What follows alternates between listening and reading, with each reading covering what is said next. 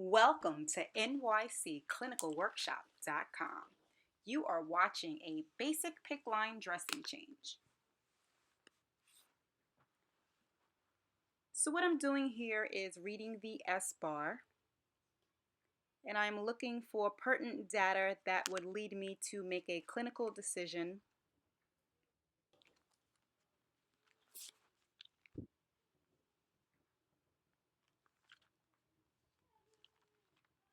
Now I am writing a mnemonic that I created alongside there and above there to help me stay on target.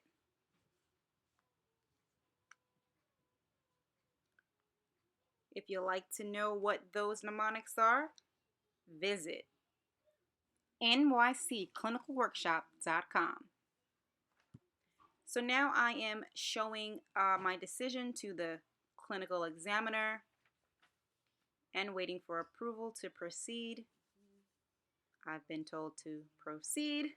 Now I'm gelling my hands and I'm going to check and see if the garbage can is near.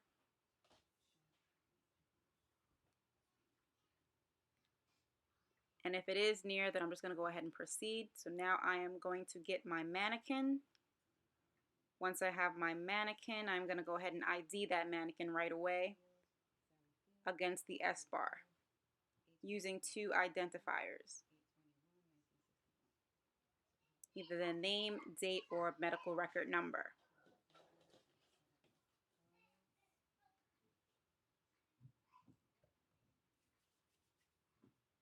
I'm gelling. Now I am gathering my supplies. Once I have all my supplies, I will open them away from me, making sure not to reach over any of the open supplies. You want to keep that sterile field sterile, so you don't want to reach over anything.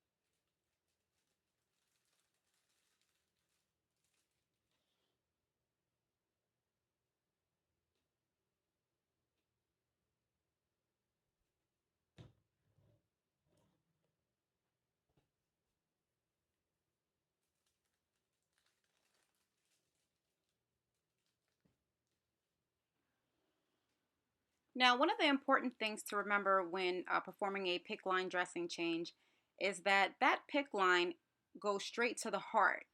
So we want to make sure that we're very sterile. So with that being said, you want to make sure that once your supplies are open, that the very first thing you do before you even put on your gloves, before you uncover that mannequin, is to put on your mask. All right? So make sure that you put on your mask before you do anything else.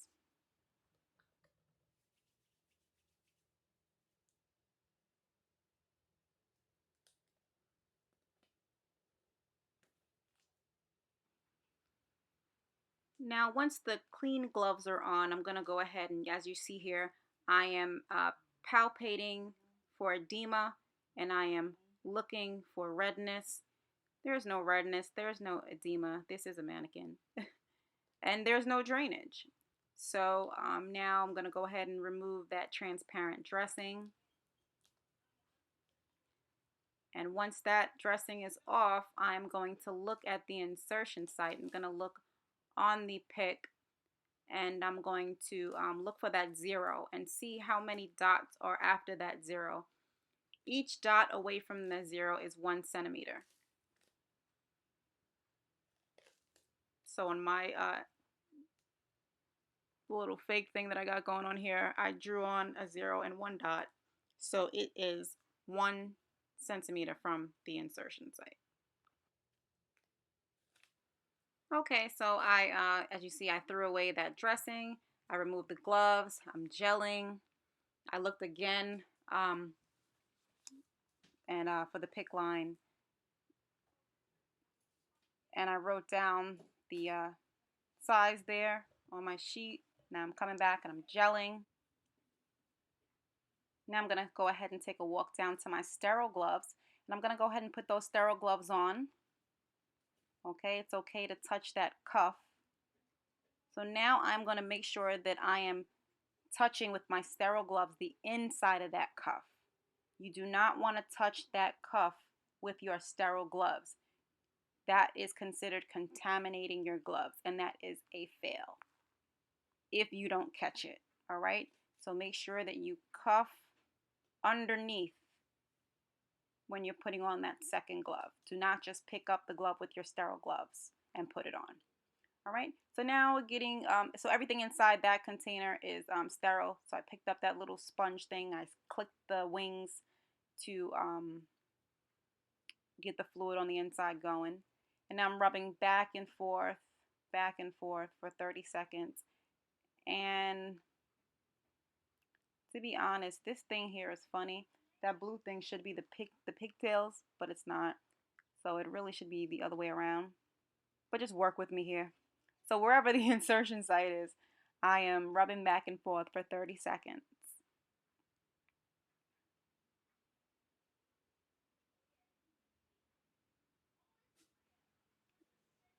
Now I threw that sponge in the garbage, okay? And I have my hands up to the sky. I'm making sure not to drop my hands below my waist. You do not want to drop those sterile gloves below your waist. And I'm going to stand there for about 30 seconds. I'll probably verbalize to the CE that I am going to let this air dry for 30 seconds or for 1 full minute, whatever you feel comfortable with. And, you know, you'll look at it and see if it's dry. But one of the tricks is to make sure that you're not pressing down hard when you're rubbing back and forth with the sponge. You just want to do it lightly. Otherwise, you're going to have to wait a little while for it to dry. So the key is don't press down too hard.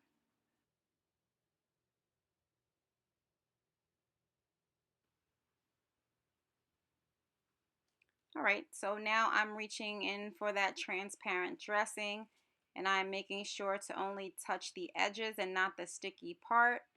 And I'm going to go ahead and place that over the Picc line.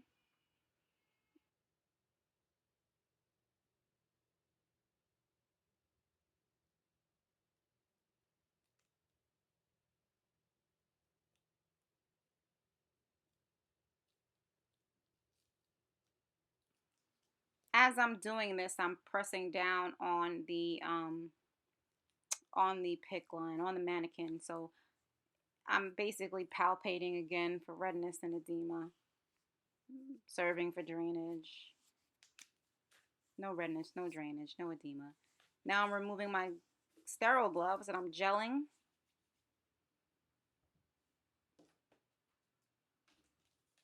Moving my garbage out the way, and I'm gonna go ahead and write down the time, my initials, and the date. And I'm gonna place this at the pigtails. And if you're thinking to yourself, oh, the pigtails are in a different position, they are. I turned it around so you're not going crazy. And now I'm covering gelling again, and now I'm going to do my documentation.